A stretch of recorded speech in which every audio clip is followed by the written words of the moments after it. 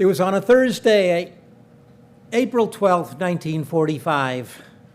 It was a cold, drizzly day in Washington, D.C. The end of World War II was not yet in sight, but there was no doubt as to the outcome. The Allied forces were making great strides in ending World War II. Just the day before, it was April 11th, American troops had begun moving eastward in Germany, cutting through German enemy lines and reaching the Elbe River and then joining with Soviet forces who were allies at the time to try to crush the enemy of the German Nazi power. That would be a turning point in the war taking place in Europe. In the Pacific, General Douglas MacArthur had secured the Philippines. The U.S. Marines had raised the American flag over the island of Iwo Jima.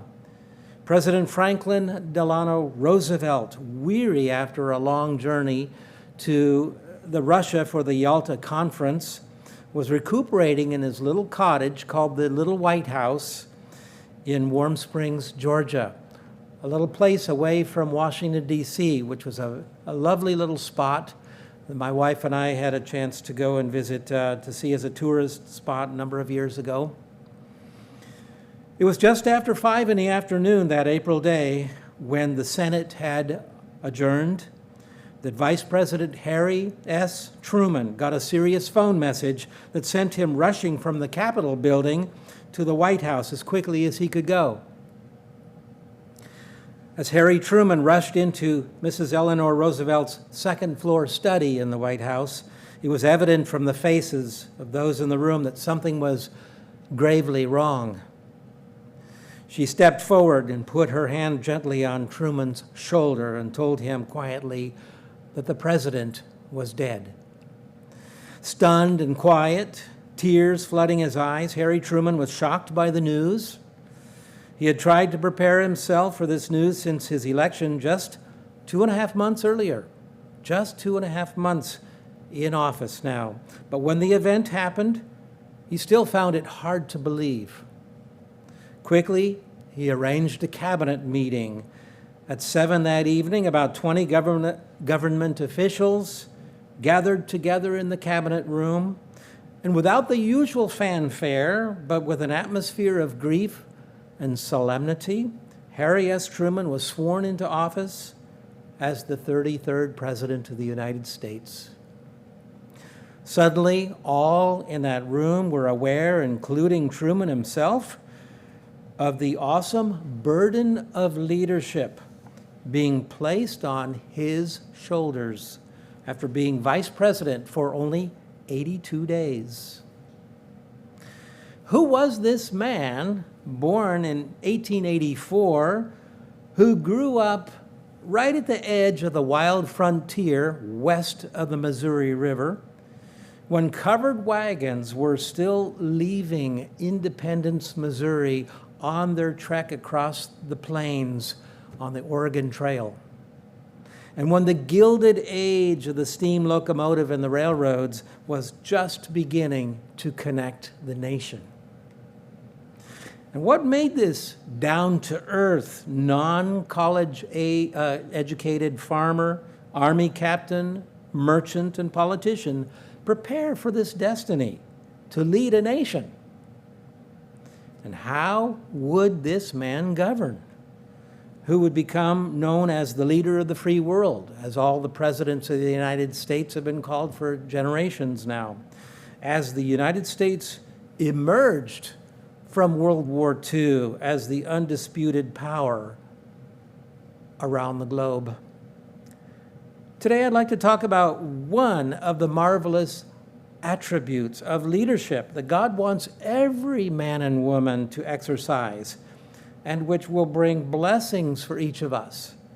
In a word, it's called integrity. Now, that's not the title, but in a word, this attribute is integrity. For my title, I borrowed the words on a small sign that Harry S. Truman kept at the forefront of his big desk in the Oval Office in the White House. The title the buck stops here. Very famous words in American modern history. The buck stops here. Now, why did Harry Truman keep that sign front and center on his desk? Because it stood for integrity. Integrity is a big word. It's filled with meaning. It's full of impact, full of purpose. Truman knew that every presidential decision would come right back to him. He would not tolerate being in the dark on facts that he needed to make sound decisions.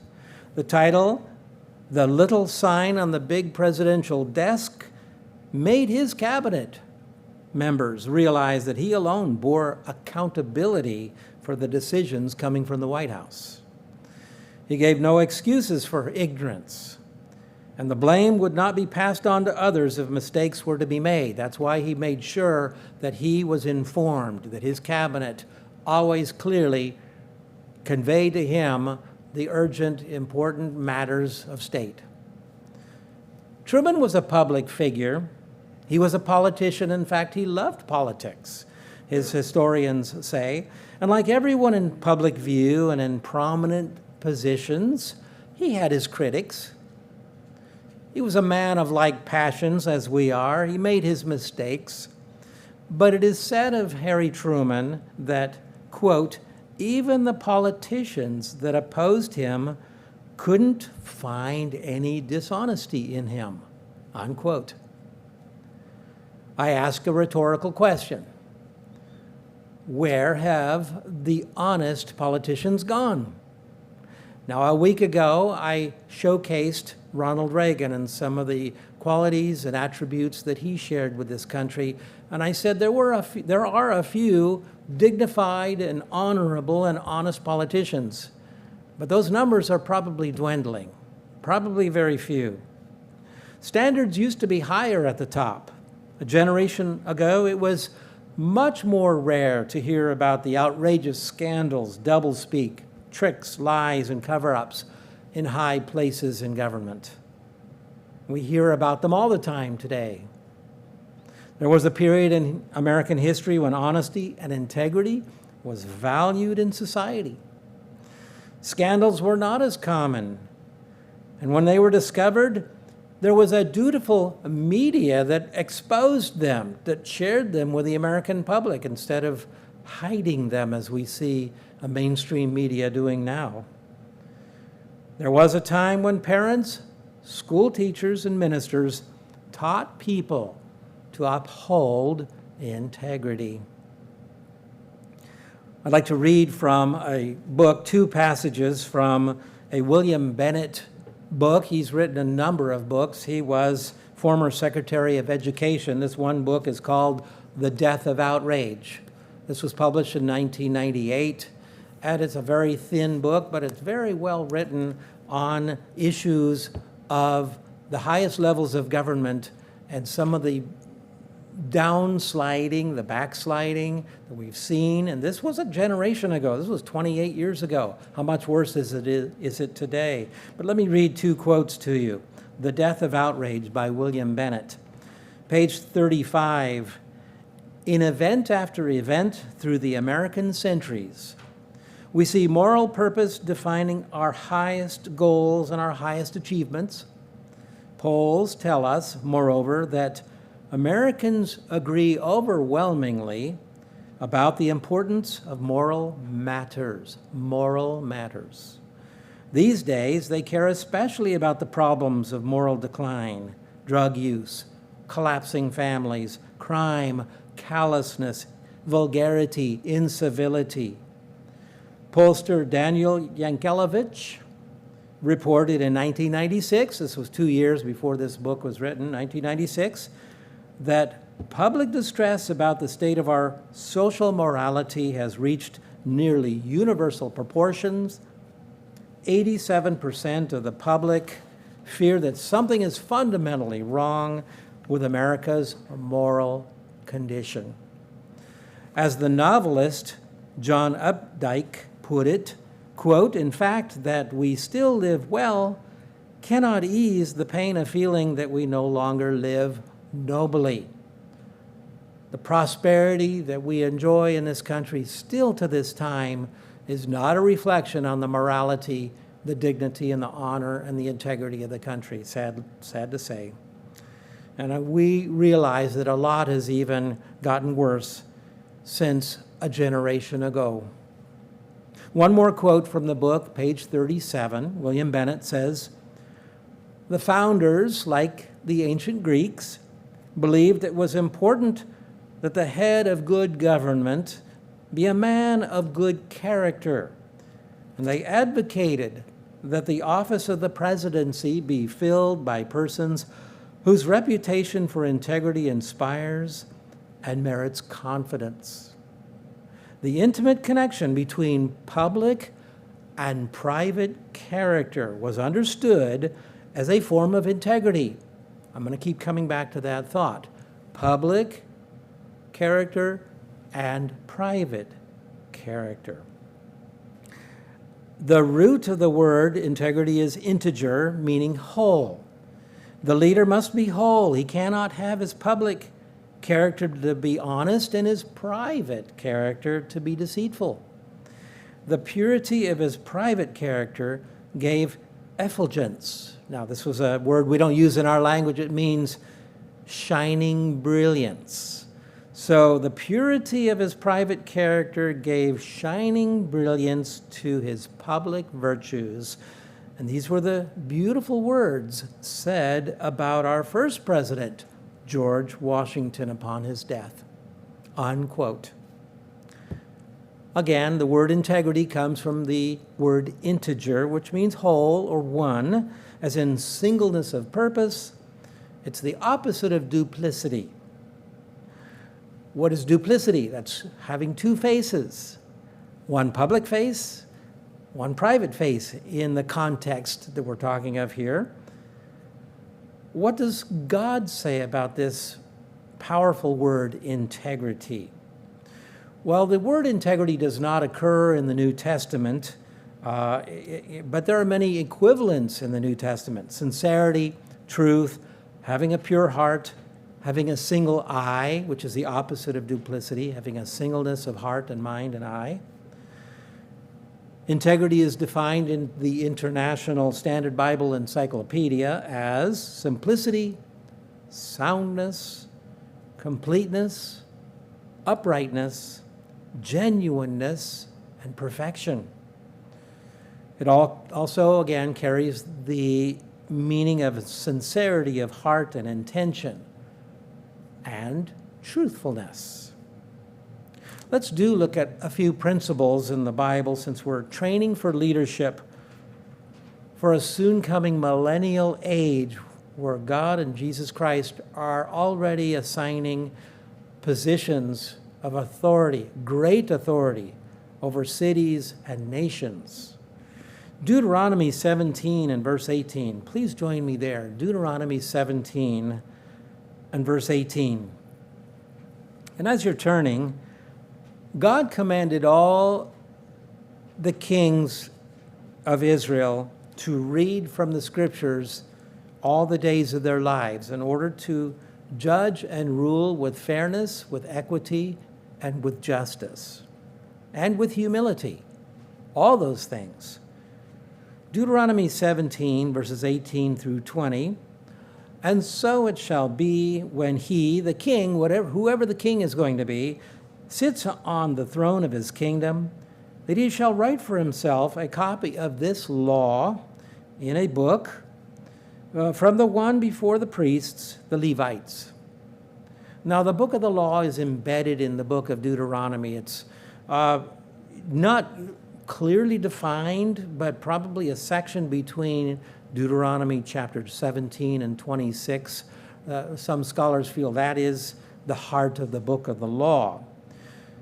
So verse 19, it shall be with him, meaning that book of the law shall stay with him, and he shall read it all the days of his life, that he may learn to fear the Lord his God, and to be careful to observe all the words of this law and its statutes, that his heart may not be lifted above his brethren, that he may not turn aside from the commandment to the right hand or to the left, and that he may prolong his days in his kingdom, he and his children in the midst of Israel.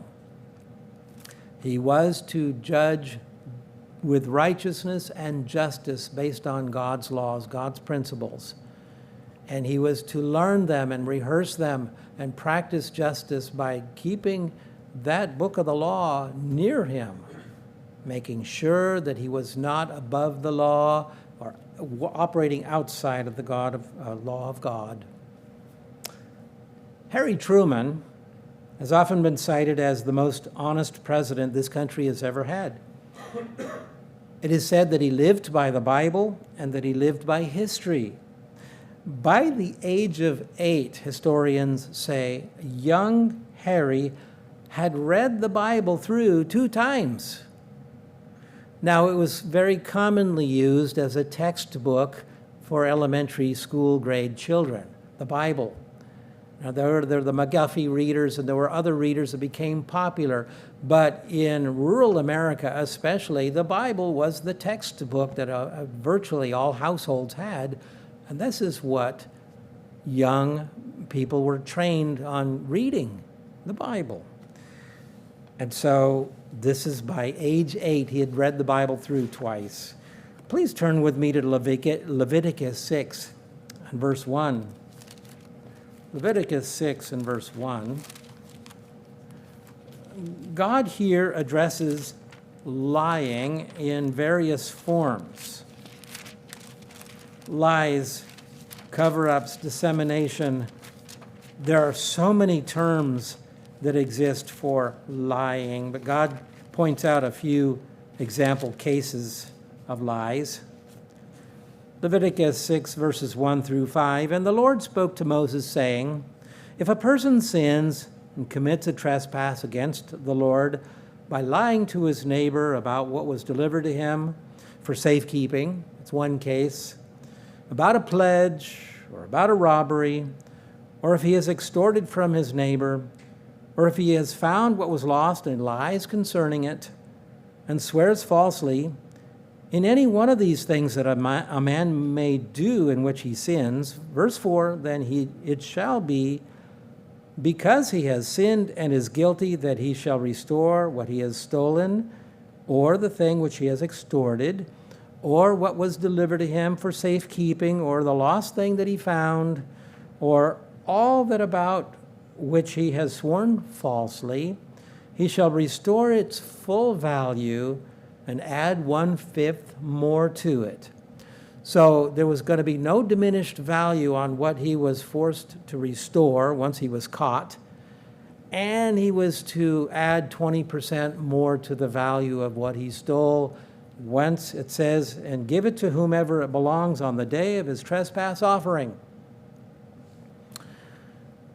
What a wonderful time when justice was served and people were held to account for thievery or for lying or for taking things and not disclosing them to others. What a wonderful, solid foundation for any nation. When righteousness exalts a nation, but wickedness is a shame to any peoples, it says in the scriptures.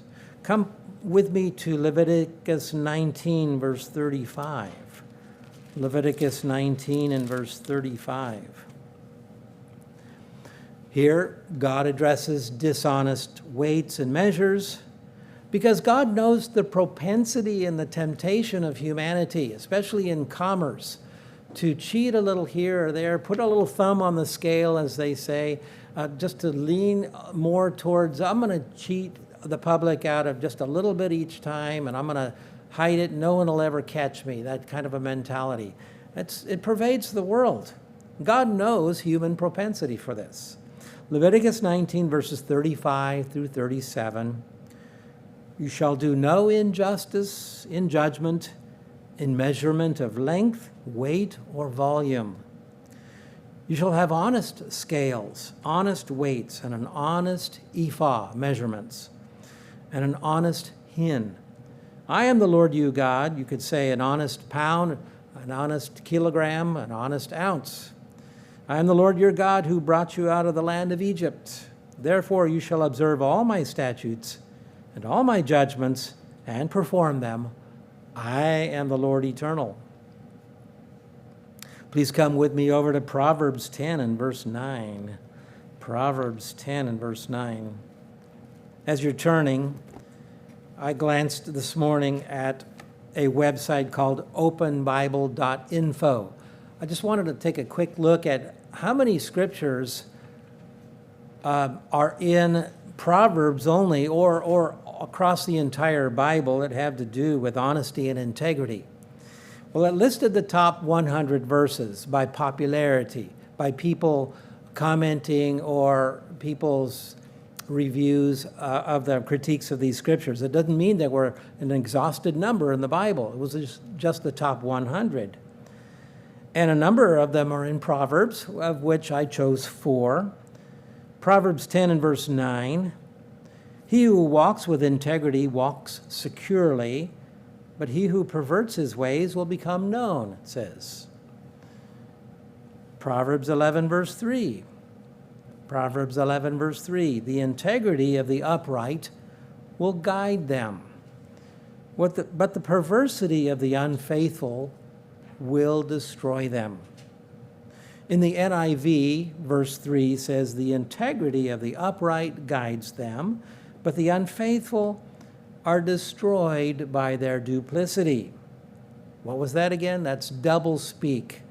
That's saying and doing two different things. That's like having a public face if you're a politician, and then having a private face, as we see so much going on in society. So the opposite of duplicity is integrity, or having a singleness of heart, a single eye, a singleness of mind. Proverbs 20, verse 7. Proverbs 20, verse 7. The righteous man walks in his integrity. His children are blessed after him. Now we start to get into some of the blessings and promises of those who live a life of integrity. Proverbs 28, verse 6. Last of the 4 here. Proverbs 28, verse 6. Better is the poor who walks in his integrity than one perverse in his ways, though he be rich. Back to an illustration of Harry Truman during the war years. One evening at the historical peace talks in Potsdam, along with Winston Churchill and Joseph Stalin, who were the 3 top Allied leaders at the time to defeat Germany, a young Army public relations officer had hitched a ride in Truman's motorcade as he was in Germany. Well, this one officer got in the car with President Truman and asked privately of him, is there anything that the president wanted? Anything at all? Just say the word. Anything, like women? And Harry Truman came back sternly and said, listen, son, I married my sweetheart. She doesn't run around on me, and I don't run around on her. I want that understood. Something that young public relations officer needed to hear.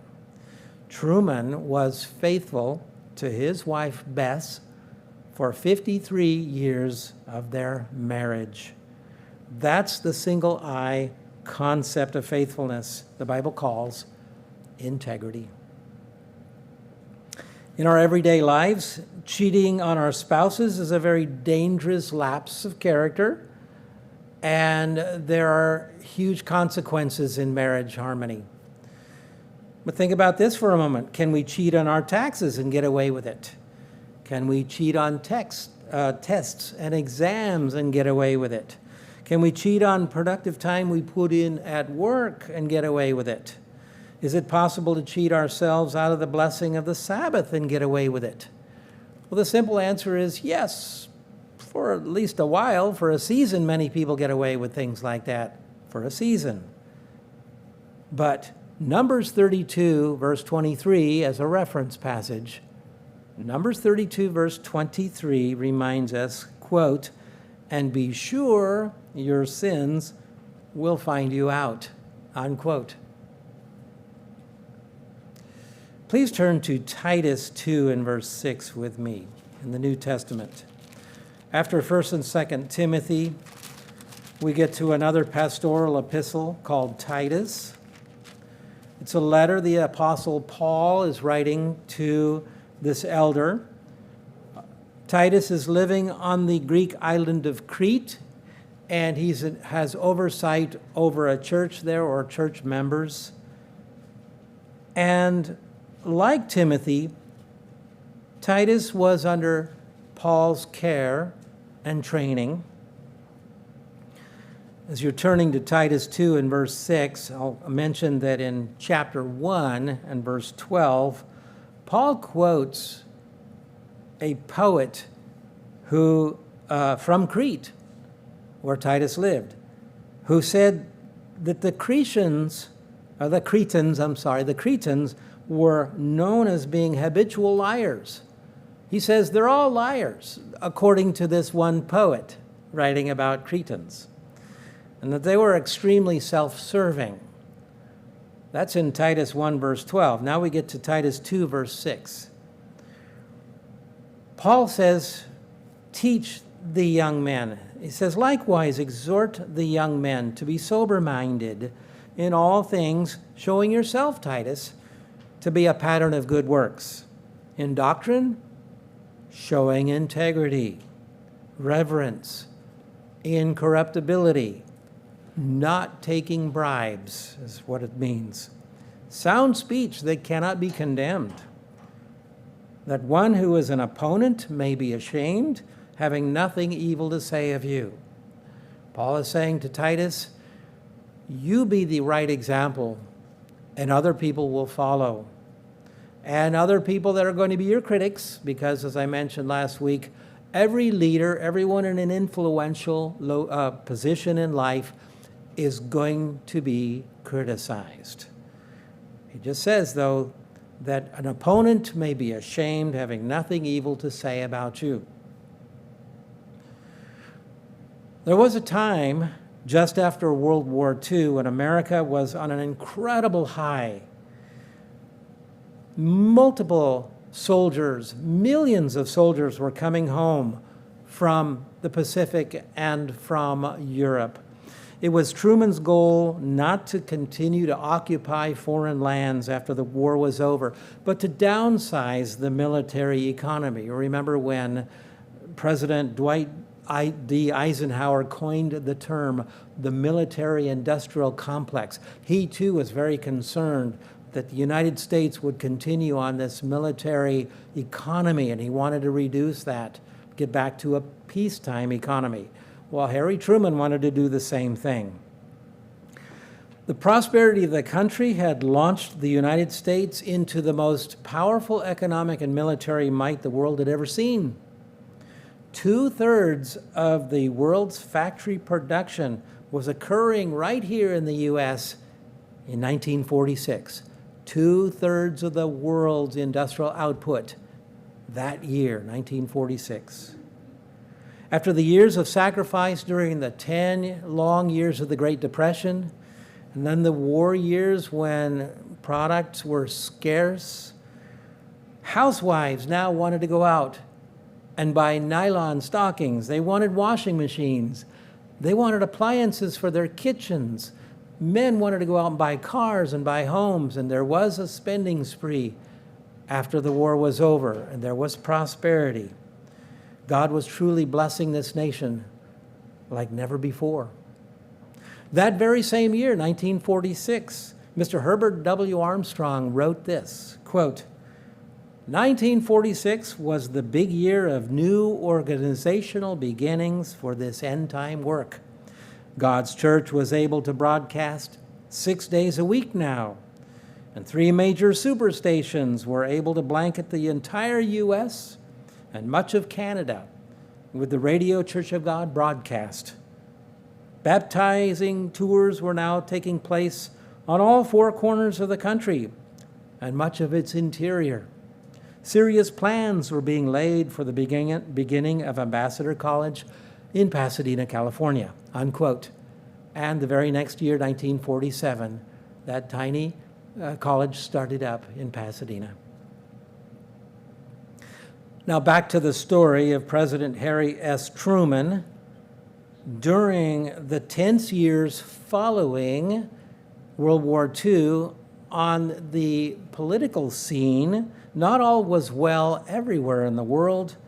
Out of the ashes of the war rose a new form of dictatorship known as communism. The Soviets were looking for a showdown with the West. And should we engage in World War III so soon, people were thinking? By 1950, President Truman was about to face some of the most difficult challenges in international policy, to name a few. With the Truman Doctrine of aid to Greece and Turkey after the war, he demonstrated America's deep interest and concern for the security of the smaller nations who were being pressured to be swallowed up by communism. With the Marshall Plan in Europe and helping the economy in Europe to recover, he made sure Western Germany didn't fall as Eastern Germany did to another dictator. With the Berlin Airlift, he emphasized America's courage and reliability in the face of threats from communist Soviet Union. Truman, good to his word, upheld the U.S. policy of helping smaller countries whose governments were being taken away by force.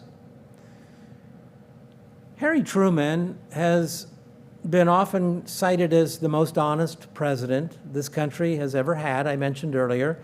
Eric Sevareid, a contemporary journalist who observed Truman at close range, would say nearly 40 years later of Truman, quote, "I am not sure he was right about the atomic bomb." You remember he had that serious decision to drop atomic bombs on Hiroshima and Nagasaki to end the war with Tokyo, Japan. He says, or even Korea, decisions about going to war in Korea. But remembering him reminds people that a man in that office, what he ought to be like. It's character, just character. He stands like a rock in memory now, unquote. Is there a price to pay for integrity at times? Well, think about it. While real peace cannot be had by compromising on integrity, you cannot have real internal peace when we live with cheating on the side or duplicity, or a public face on one hand and a private face on the other. But a person who keeps his principles will also bring opposition. Do you ever get gossiped about at school or work because you don't go with the crowd, you don't follow along with the trends that other people are saying? Everybody's doing this. Why don't you come join us in this task or that task? I just remember one time that I could think of being right out of high school, working for a very nice company in Silicon Valley in Santa Clara, California. Right out of high school, I got this job, and I worked as a technician.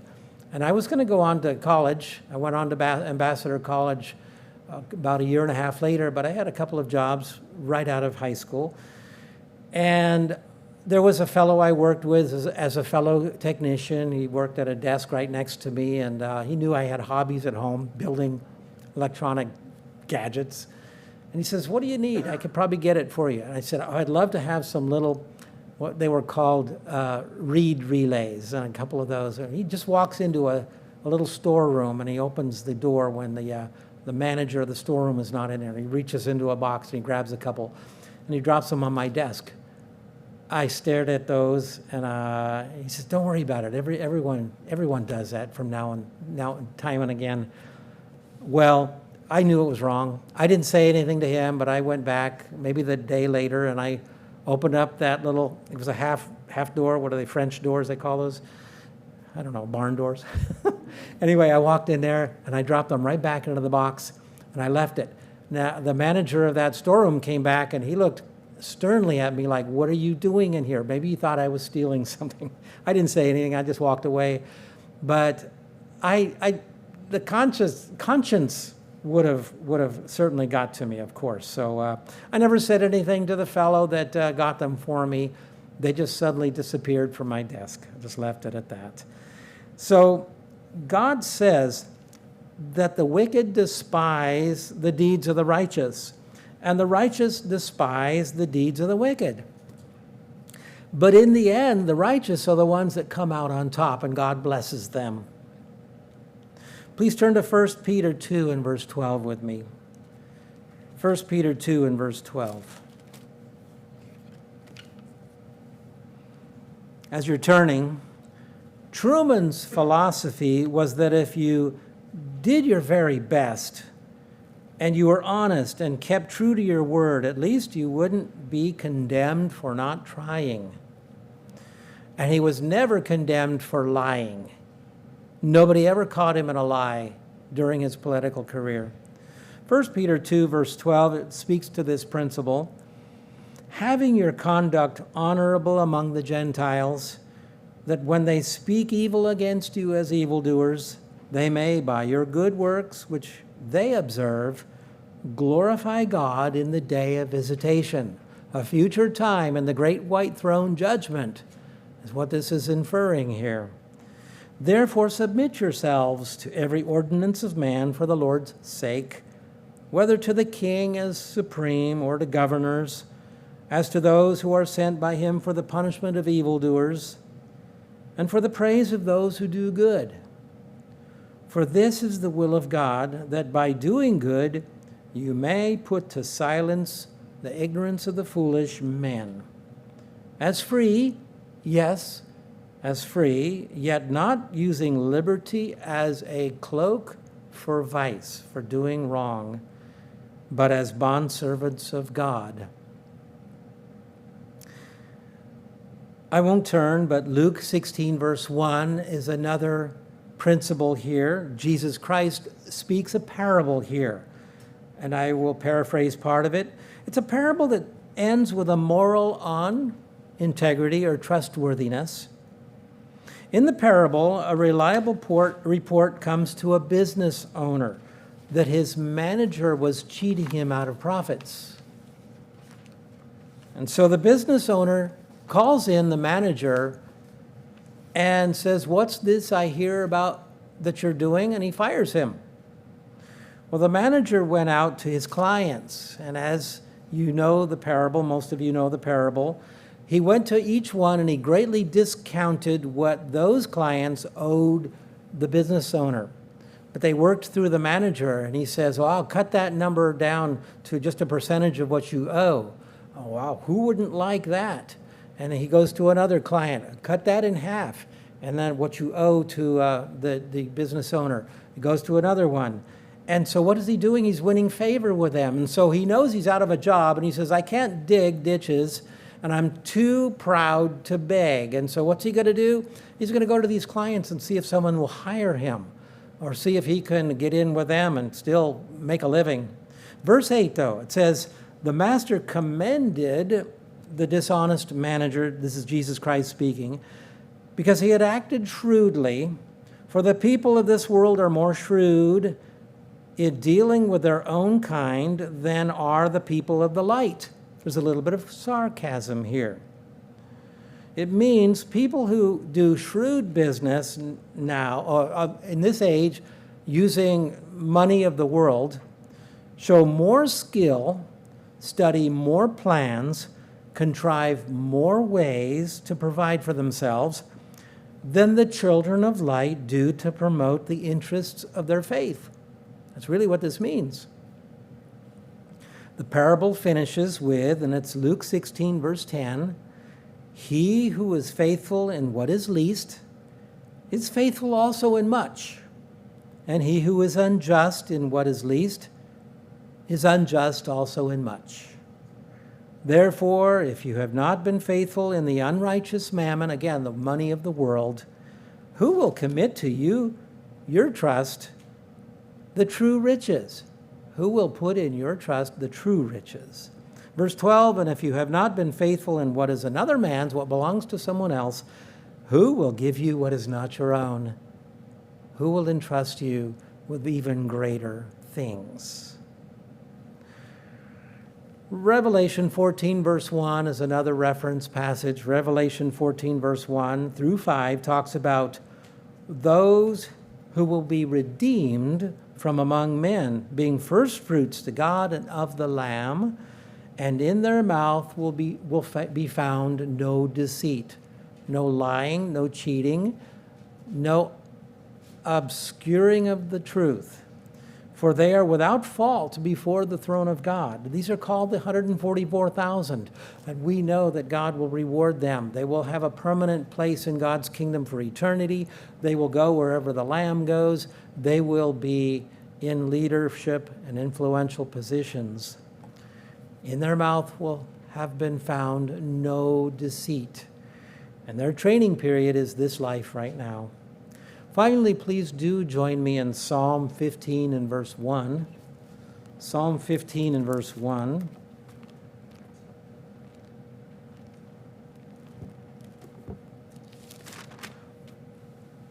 It's a psalm of David.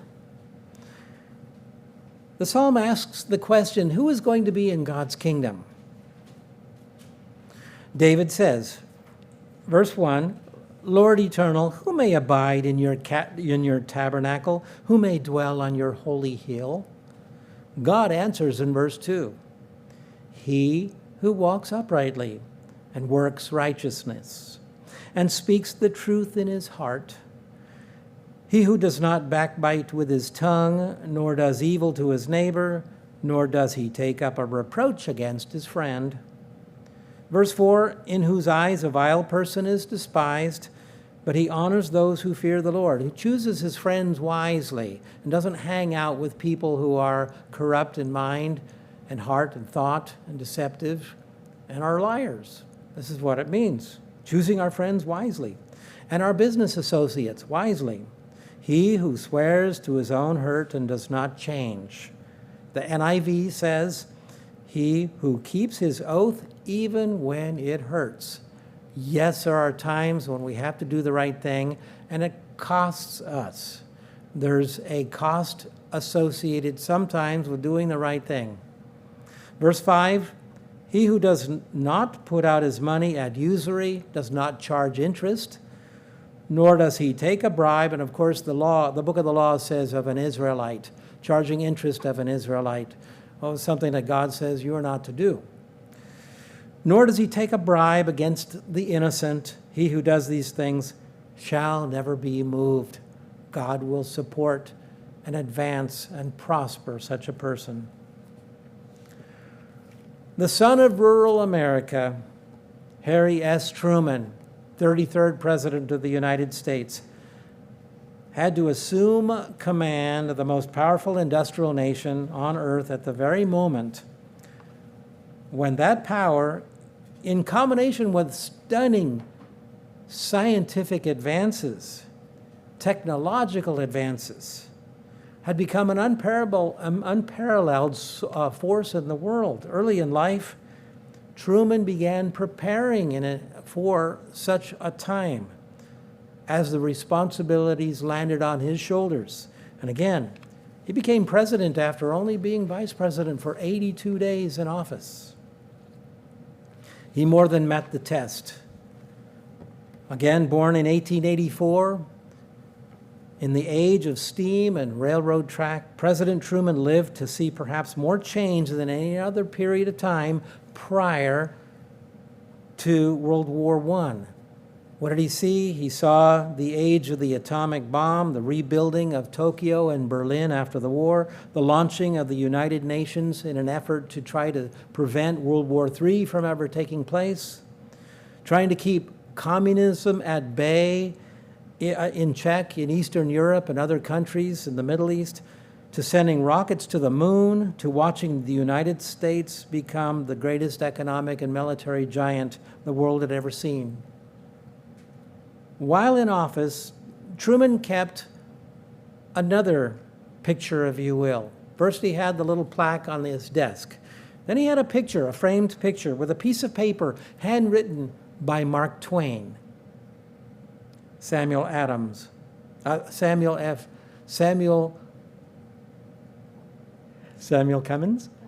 Clemens, thank you very much. Samuel Clemens, his real name. His pen name was Mark Twain. It said, always do the right thing. This will gratify some people, and it will astonish the rest. Mark Twain's own words. It is said of President Truman that he held to the old guidelines. Work hard, do your best, speak the truth, assume no airs, trust in God, and have no fear. Integrity is fundamental to true character. It's what God expects of us now because he's proving us right now as we're being prepared for positions, very great positions of leadership at his return. Like President Truman, only our training is for an eternal reward. We too can live by that simple motto that he had on his desk in the Oval Office. The buck stops here.